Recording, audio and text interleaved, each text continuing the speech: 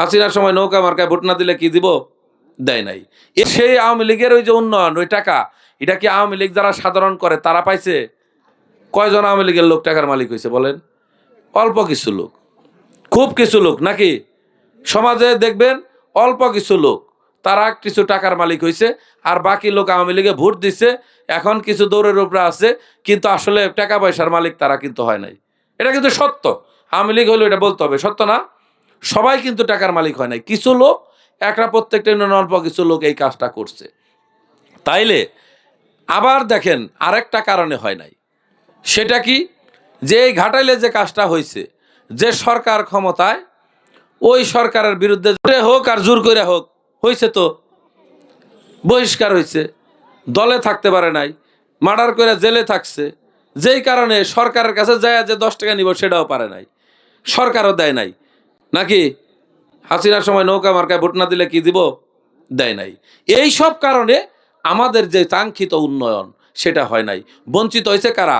রাজনীতি দলাদলি করবার যায়া, অমুক বাইরে জিতাবার যায়া, অমুক বাইরে জিতাবার যায়া বঞ্চিত হয়েছে ঘাটালের মানুষ। এমন বঞ্চিত হয়েছে, অত্যন্ত লজ্জা লাগে, আপনাদের সামনে বলে বোঝাতে পারবো না।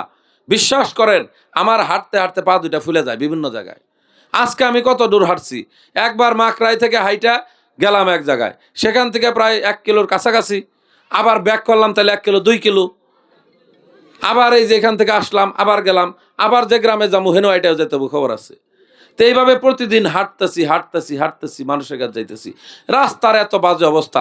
আমি নয় একবার গেলাম ইলেকশনের আগে, এই গ্রামে যারা বসবাস করে, এখানে যারা আমাদের সন্তানেরা স্কুলে যায়, এখানে যারা আমার বয়স্ক মানুষ যারা বাইরে চিকিৎসার জন্য যায়, একটা প্রসূতি মা সন্তান প্রসব করবে, একজন মানুষ স্ট্রোক করলো, তারা তাড়াতাড়ি আপনি হসপিটালে নেবেন, কীভাবে নেবেন? এই যে অমানবিক, এই অমানবিক থেকে আমাদের মুক্তি পেতে হবে। এই মুক্তি পাওয়ার জন্যে আমাদের দরকার সংগঠিত শক্তি। মুক্তি পাওয়ার জন্য আমাদের কথা বলতে হবে।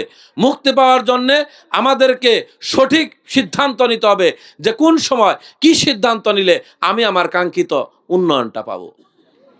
আমি নির্বাচন তফসিল আছে, আমি অনেক কিছুই খুলে বলতে পারতেছি না। আবার যদি আপনাদের সামনে আসবো, আমার কথার যদি যুক্তি থাকে, আমার যুক্তি যদি খণ্ডন করতে পারেন আপনারা আমাকে বললেন, কিন্তু আমি একটা কথা আপনাদেরকে বলতে পারি যে আমাকে দল বিএনপির ধানের শীষের নমিনেশন দিছে। সামনে নির্বাচন আসবে, তখন নির্বাচনের এই 22 তারিখ থেকে প্রচারণা শুরু হবে। আমি প্রচারণায় নামবো, আপনাদের বাড়ি বাড়ি যাব, মা বোনদের কাছে যাব, বলবো এখন শুধু আমাদের নেত্রী খালেদা জিয়ার জন্য দোয়া চাওয়ার জন্য আসি, খালেদা জিয়া অসুস্থ, দোয়া চাওয়ার জন্য আসি। তারপরেও 2-4টা কথা না বললে সমাজের, আপনারা যদি কথা শোনার জন্য বসে আছেন, 2-4টা কথা তো বলতে হয়। আপনারা যদি, আমরা যদি সিদ্ধান্ত নিতে ভুল করি, আপনার রাস্তায় যদি আপনার এমপি জীবনে কোনদিন না আসে, আপনার কথা মনে থাকবো? থাকবো কিনা বলেন? আসার শক্তি লাগবে না, বয়স লাগবে না কাজ করার জন্য। আপনি 40 বছর বয়সে যা করতে পারবেন, 50 বছর বয়সে যা করতে পারবেন, 70 বছর বয়সে কি সেটা পারবেন? পারবেন না।